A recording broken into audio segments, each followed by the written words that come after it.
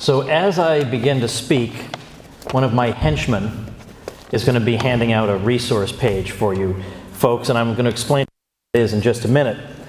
But I want to start off by saying we have just lived through, and are continuing to live through, the greatest public health fiasco in the history of the world. And it's being touted as a triumph. It's the most Orwellian moment in American history, if you ask me. And what's more, in the course of this, we've been pitted against each other. Neighbor against neighbor, family member against family member. You're a bad person because you went out to dinner tonight. You're a bad person. You did this, you did that, you didn't do this, you didn't do that. The authorities told us we have to do this or that, you didn't do that. You're a bad person. You don't follow the science, but I do, they say. Okay, these are people who yell at you for not wearing a mask while you're jogging, and they're going to lecture you about not listening to the science. Okay.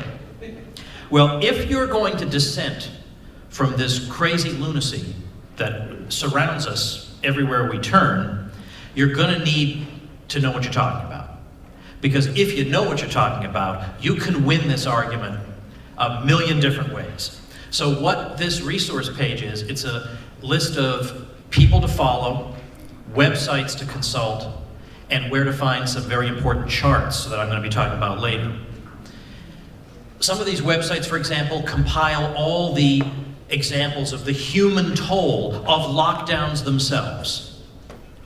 The deaths from COVID itself are, as tragic as they are, a drop in the bucket compared to the long-term effects of these horrific policies. Now, I think everybody needs this resource page, not just the people in this room who are getting a physical copy. So anybody watching the video who wants these resources, you can get them from me electronically. And you can do that by texting the word Corona to the number 33444, and I'll send this to you. That's for people in the United States. If you're not in the United States, by the time you're seeing this video, I'll have a page at tomwoods.com/corona where you can get these resources. Now, as we've seen, and as I think we knew already, it is very, very tempting to want to position oneself as morally superior to other people. It's very hard to resist that temptation for some of us. So, for example, the governor of Nevada, a week or so ago, scolded citizens of his state for their bad behavior. Because as we all know, only bad behavior can account for the rise in cases.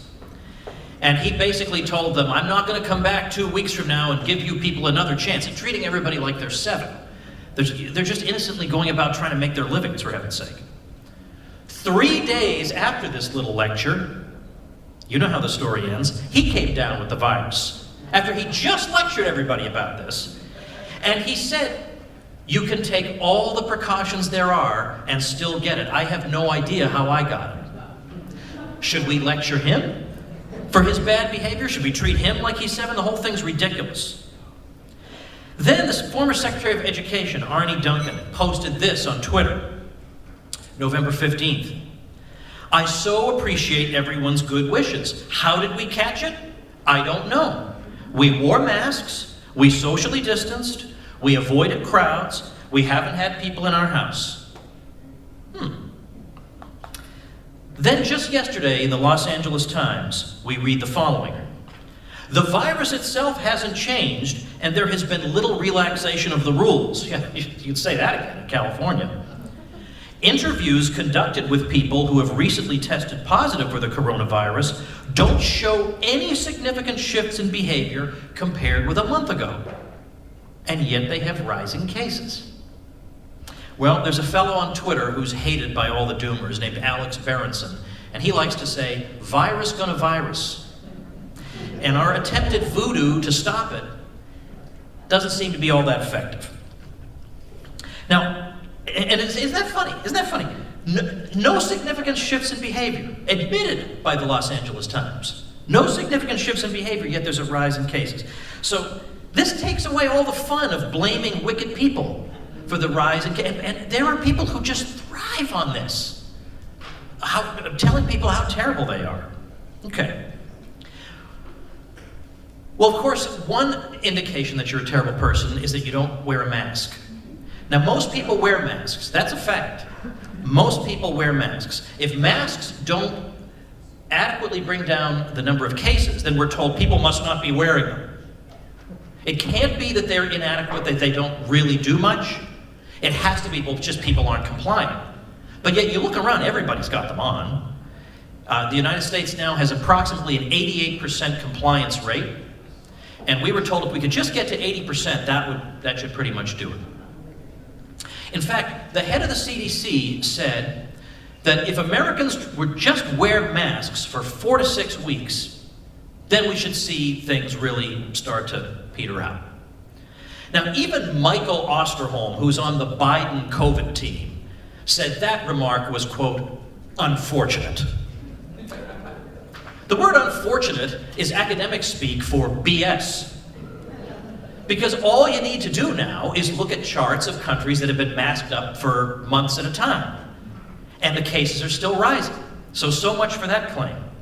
So whatever argument you want to have about the effectiveness of masks, the claim that was advanced by the CDC director that 4 to 6 weeks of masking should do it is disproven.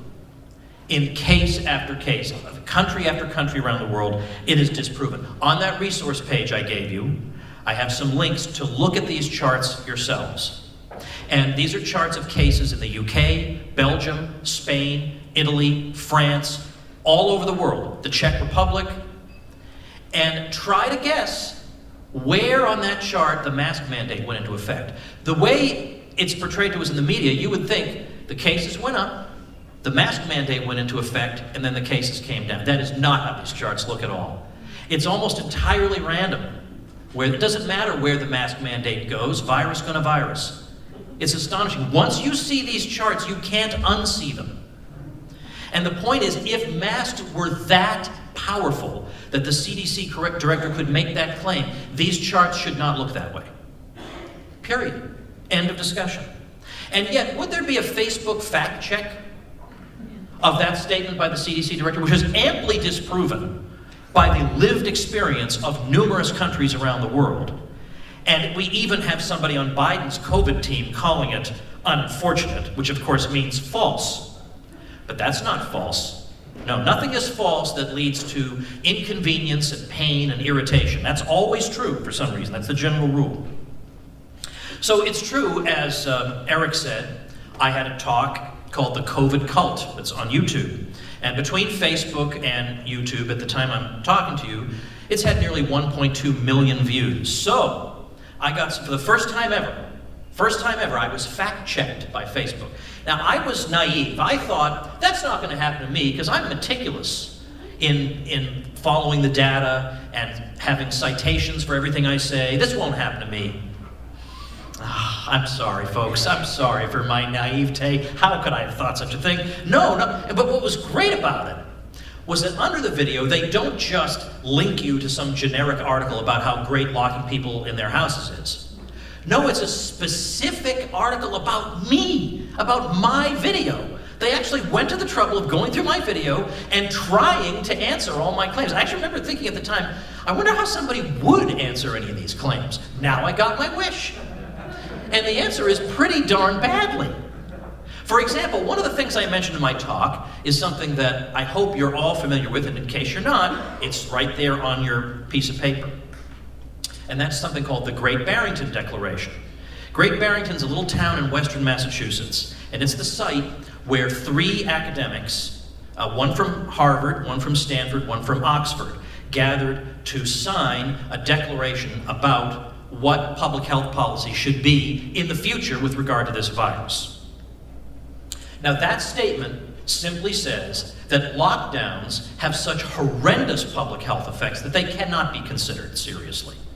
And that instead, especially since we know the age differential when it comes to the lethality of the virus, we should accommodate that, we should respond to that in such a way as to protect people who are most vulnerable, while at the same time allowing society to function, because that way we avoid all these catastrophic consequences of lockdown.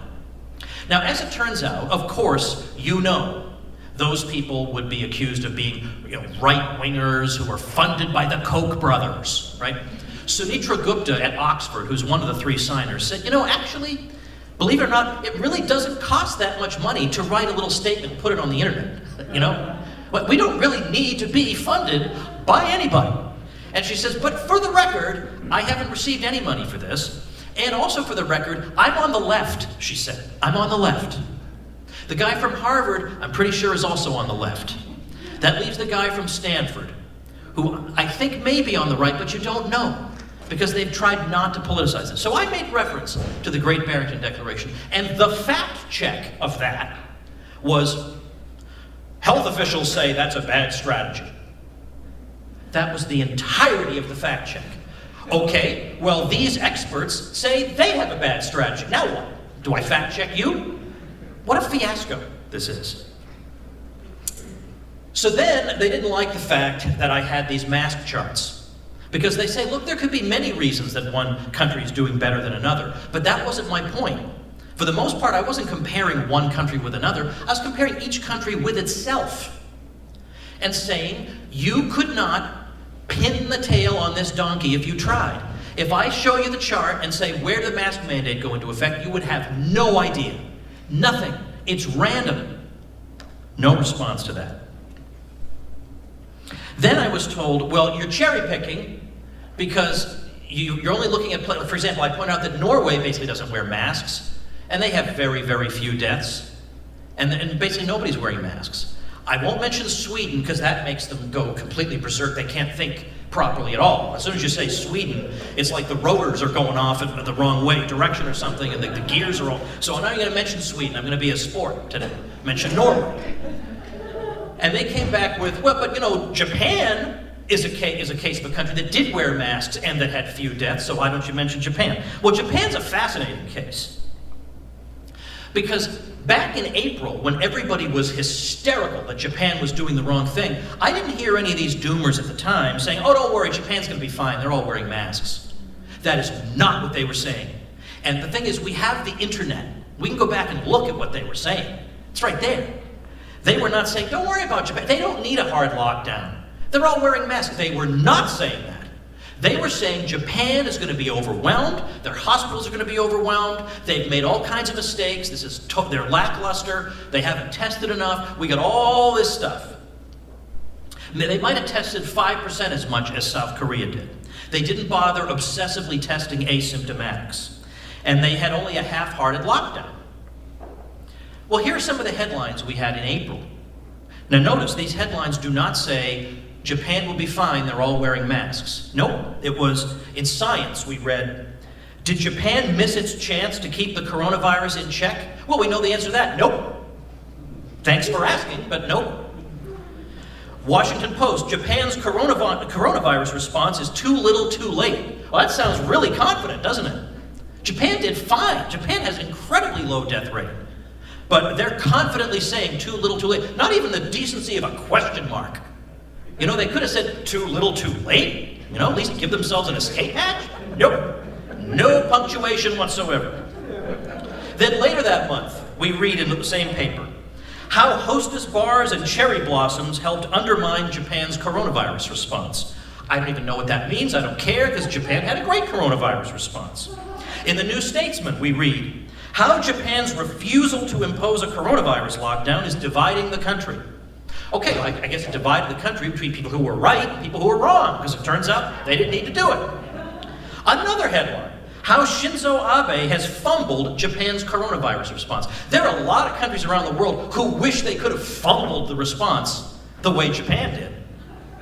So yeah, I'm sorry, you don't get to spend weeks screaming about the inadequate Japanese response, during all of which Japan was wearing masks more or less, and then when everything turns out fine, suddenly turn around and say, oh, I knew it all along. I knew it was because of the masks. Sorry, please, just stop talking. Will you just that's enough, right?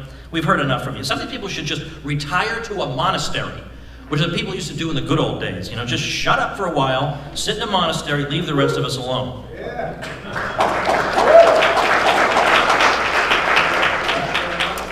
Didn't realize how much support for the monastic tradition there would be in this room. Okay. I want to review with you, for the sake of completeness, I want to review with you some of the public health catastrophe of the lockdowns. I've done this several times in video form, but these videos get spread around and people need to hear this stuff. I wrote a post at tomwoods.com called Death by Lockdown. And I keep posting this every time people tell me what a terrible person I am because I don't favor locking people in their houses. And look at all the deaths I'm going to cause. All right, well, even if I stipulate that that's right, that not locking people in their houses makes them die instantly, let's stipulate that just to be good sports. It's still a ridiculous policy to lock them down because of these consequences. So I'll go through them quickly, but if you just Google, Tom Woods Death by Lockdown, you can get all the details, and you'll get links to mainstream sources for each one of these that your friends can't dispute. So the BBC, the United Nations, UNICEF, CBS News, all these sorts of sources that not in a million years would I ordinarily cite, but in this case, they accidentally told the truth once or twice, so I compiled all this accidental truth-telling into one blog post. So, for example, in the UK, there are estimates that there will be about as many avoidable cancer deaths as COVID deaths because of all this. And you won't see that right away, but people who might have lived another 15 to 20 years will wind up living another 3 or 4 because they couldn't get their treatment because of the craze and the fiasco. At least the British press has the honesty to say that the NHS was never overrun. They were never overwhelmed. But yet, all these people missed important screenings and treatments. In April, the UN estimated that the radical interruptions of commerce that took place because of the lockdowns could result in hundreds of thousands of additional child deaths in 2020, not to mention reducing 42 to 66 million children to extreme poverty. The Atlantic said, when you ask them to stay home, in many cases, you're asking them to starve. Who's them? People in the developing world. Can you imagine being such a sicko that you think lockdowns are an appropriate response in the developing world, where people make maybe $2 a day? If they can't make that $2, I think we know what happens to them. And there are countries where the average age is pretty low. They don't have as many vulnerable people. The policy makes no sense at all. It's obviously going to kill magnitudes more people than the virus ever would. And I've given the example of Malawi, one of the poorest countries in the world. When they got wind of what their government was up to, going to shut them down, their people rose up, hat tip to Scott Atlas, and said, we're not doing this. There will be no shutdown in this country. And so there wasn't one in Malawi, because the people refused to allow it.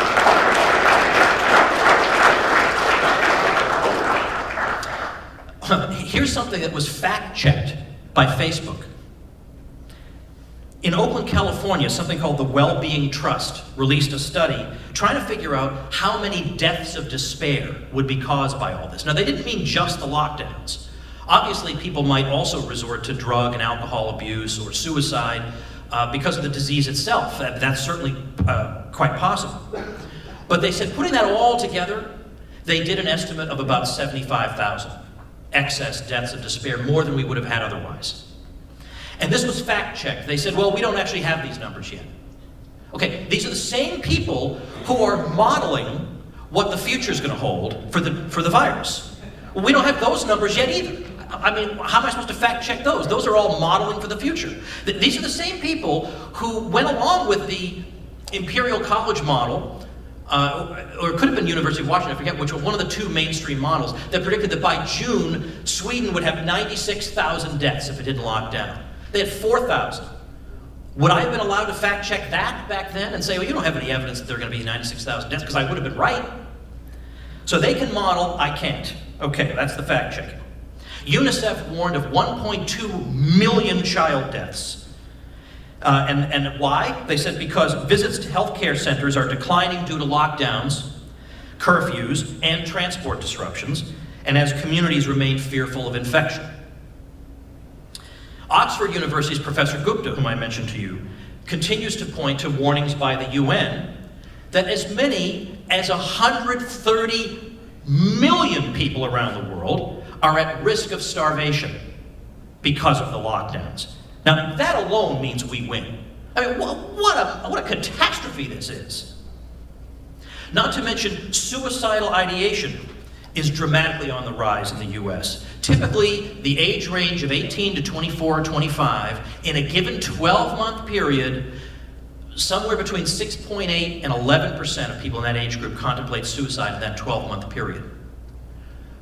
25.5% of them contemplated it just in June alone. The CDC estimates 93,814 non-COVID excess deaths this year, including over 42,000 from cardiovascular conditions, nearly 11,000 from diabetes, 3,600 from cancer. Many of these were caused by the cancellation of so-called non-essential care in the midst of the COVID panic. As a direct result of the lockdowns, the New York Times admitted that over the next 5 years there will be 1.4 million excess deaths from tuberculosis, 500,000 excess deaths from HIV, and 385,000 excess malaria deaths. But don't forget, you're the ones who don't care about human life because you like to go out and have a pizza. These people are deeply moved by the plight of the struggle. Here's the way somebody I know on social media put it. The East Coast is home to a little under 130 million people. And 130 million is the number of people in the world that our global overreaction to COVID has pushed to the brink of starvation, according to the World Health Organization. Do you support lockdowns? You may think you're being virtuous, but you're being selfish. Imagine driving from Portland, Maine, through Boston, New York City, Philadelphia, DC, Atlanta, Miami. Now imagine everybody you saw on your trip starving. All 130 million of them. Those are faces of lockdowns. Add to that, people right here who are so afraid, right here at home, so afraid of COVID, they stay home while having strokes and heart attacks. They stay home or are delayed from chemo and other life-maintaining treatments. Some sit alone in despair, drinking alcohol or abusing drugs. Some lash out at spouses and children who have no school or social life in which to find refuge or help or detection. Kids growing up spending formative chunks of their lives learning that being close to another human is dangerous, and the very breath we exhale is poison. And not to mention, we know the extent to which nonverbal communication contributes to ordinary baby and child development. We have babies growing up in a world where they've almost never seen a human face. I guess we're not supposed to worry about that either. You don't think that's going to have long-term effects? Alzheimer's patients confused, lost in their own fading world with no one working to keep them afloat. They drown in their isolation.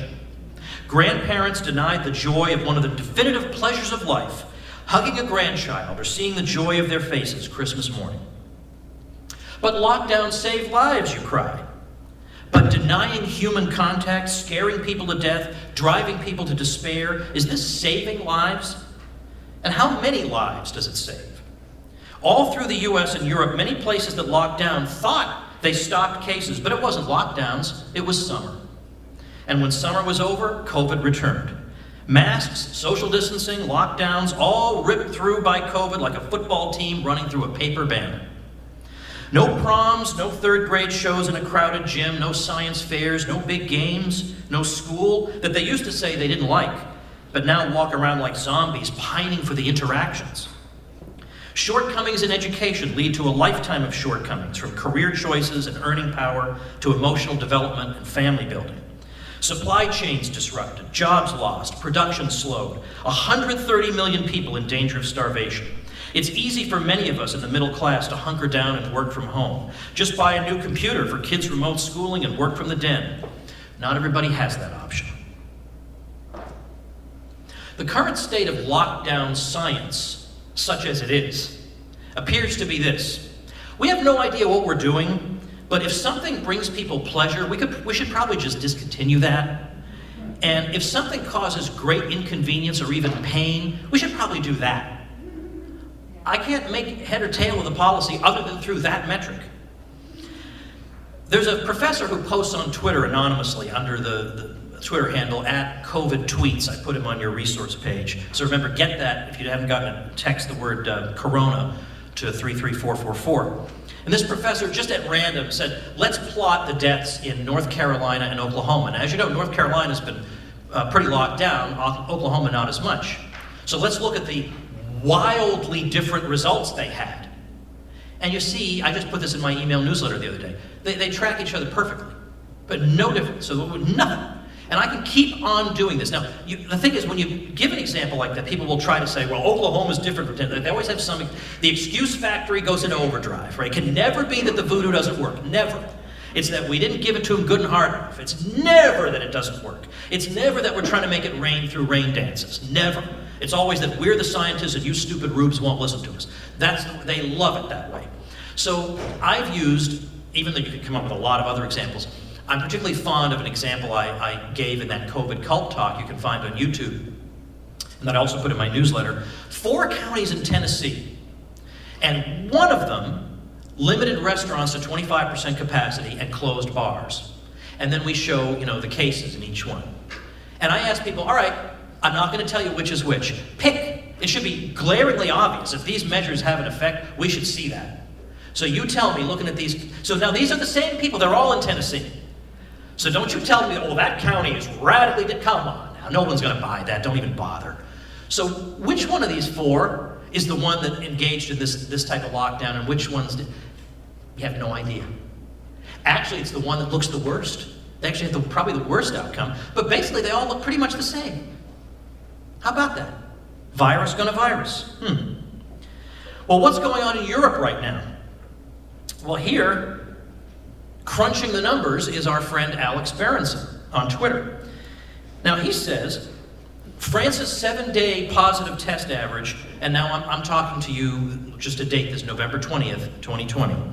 Everybody knows what year it is, I suppose.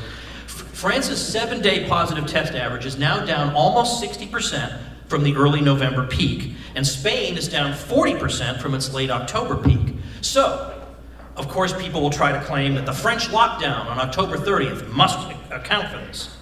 But the problem with that story is Spain didn't lock down, and they still had that result. Spain did not close their businesses. They did impose a curfew, 11 p.m. to 6 a.m.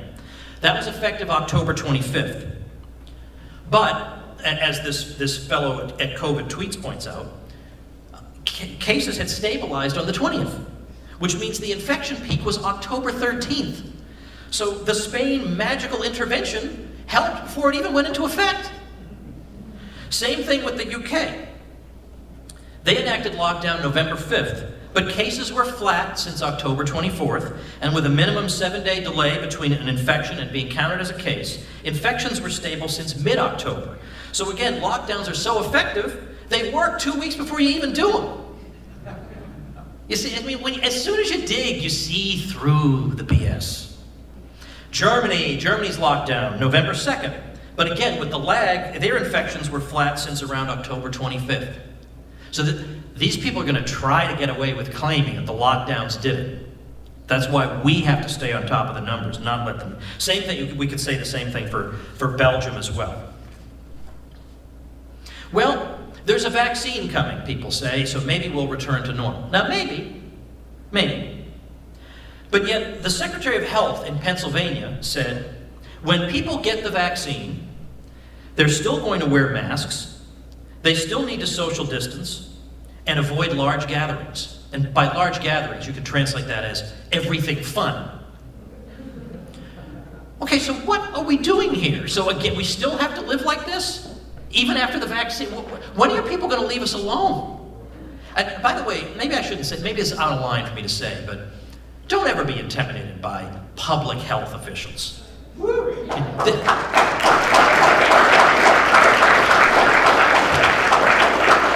These were the kids who, by and large, weren't bright enough to get into medical school. And here's their one chance for people to pay attention to them. They're going to take it. Well, then we get told every time anybody gathers that the doomers disapprove of politically, they say that's a super spreader event. See how scientific this all is? That's a super spreader event. So in this very state, Donald Trump had an event in Sanford, and we were all told, oh, it's going to be mass death everywhere. The death figures over the next 2-3 weeks after that continue to plummet in Florida. So, looking by day of actual death, plummeted after that, so they just ignored that. They don't say, oops, sorry, we probably exaggerate. No, these people admitting they're wrong, they just go on to the next thing to make people frightened. Or it was the Sturgis motorcycle rally in South Dakota. Like that led to, I mean, if these things were true, like every single American should have had it by now. Well, when that paper came out saying, oh, the Sturgis motorcycle rally led to 800 gazillion K, whatever it was, even Slate wrote an article smashing that. And Slate is not known for defending Trump-supporting biker dudes, okay? The only reason for them to write that is that it was the truth. So as I've said before, doomers must have no idea the extent to which normal life has returned in a lot of places. Because every day in Florida, I witness 20 things that if the cartoon version of the virus were true, should lead to mass death, and yet they don't. And this, for some reason, leads to no curiosity. What are the peculiar characteristics of this virus that could account for that? Absolutely no curiosity about it at all. Now, there's a philosophical question that's buried within all this. And of course, it has something to do with what life is all about, and about assessing risk. So here we have in the UK, the great Lord Sumption. You may never have heard of Lord Sumption until tonight, but this is a favor I'm doing to you, introducing you to the great Lord Sumption. Okay, we could use a Lord Sumption here. Even though we don't have titles of nobility in the US, I'll take Lord Sumption any day over the creeps ruling over us. Lord Sumption says this, because for one thing, remember how people used to say, well, you care only about the economy, and I care about human life. Okay, first of all, I just showed you all the human lives lost because of the lockdown, so I'm not exactly convinced. But even being a sport, what a ridiculously juvenile bifurcation that is. Like the economy has no connection to human life. Yeah, well, that's why those people are starving, because of a disruption of the economy. We're dealing with people who think the economy is like that guy on the Monopoly board. You know, that short little guy, and like they imagine, he's not wearing a monocle, although we all remember him as wearing one, he's not. But they imagine the economy is made up of short, white-haired people wearing a monocle, carrying sacks of money with dollar signs on them, just thirsty for profits, and that's the economy. The economy is something that they're just too superior even to bother to study. All they know is there's a lot of wickedness in it. Well, how can you have a conversation with people like this? Of course they're going to think, well, we can just keep things closed, we'll just print the money, or we'll just say the government will get... It's all just nonsensical childishness. So Lord Sumption wanted to begin his remarks by responding to that, and then he gets into other things. He says, money is not just for plutocrats. You and I, and the editor of The Guardian, and the driver of the number 9 bus, and the Archbishop of Canterbury, and the cashier at the supermarket, all value and depend on money. Not just in the sense that it pays our wages or pensions. Hundreds of thousands of businesses are going under. Millions are moving from jobs to universal credit. A thriving economy of the kind that we are now throwing away is the source of our security and the foundation of our children's future. We would do well not to sneer at it. Poverty kills too, and when it does not kill, it maims mentally, physically, and socially. Do we really want to be, he continues, the kind of society where basic freedoms are conditional on the decisions of politicians in thrall to scientists and statisticians, where human beings are just tools of public policy? A society in which government can confine most of the population without controversy is not one in which civilized people would want to live, regardless of their answers to these questions. Is it worth it? My own answer is no. Guidance is fine. Voluntary self-isolation is fine and strongly advisable for the more vulnerable. Most of them will do it by choice, but coercion is not fine. There is no moral or principled justification for it. What sort of life do we think we are protecting? There is more to life than the avoidance of death. Life is a drink with friends. Life is a crowded football match or a live concert. Life is a family celebration with children and grandchildren. Life is companionship, an arm around one's back, laughter or tears shared at less than 2 meters. These things are not just optional extras. They are life itself. They are fundamental to our humanity, to our existence as social beings. That's Lord Sumption. Here's old Woods here. Well, you can cheer for Lord Sumption. He deserves it. What I want to close with is a mission for you in this room. People who are living in irrational fear of the virus already have their representatives. The entire entertainment world, the media, virtually all of the political class. And the rest of us have almost no one. People whose family members died because their procedures were indefinitely postponed, or who lost a loved one to suicide, who've had everything they've poured their hearts into crushed and destroyed. They have no one.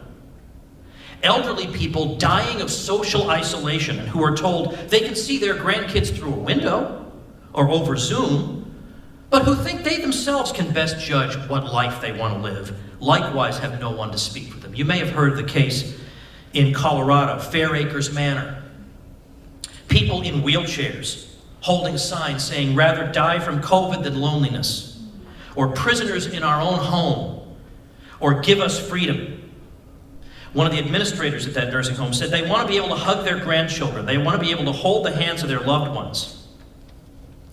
And one of the residents said, "We did this because one thing we have to look forward to is a simple hug. It gives us meaning." The physical and mental health toll of the restrictions and shutdowns is staggering, and nobody's allowed to mention it for fear of being told they want grandmothers to die. No one will speak for them except you. People will hate you for this. Automatons who can do nothing but repeat CBS News talking points will think you're terrible. The rest of us will consider you a hero with every speech you give, every article you write, every social media post, every attempt to resist. You'll be a hero. There's nobody coming to the rescue. You must be the voice of the voiceless, because if it isn't you, it will be no one. Thank you.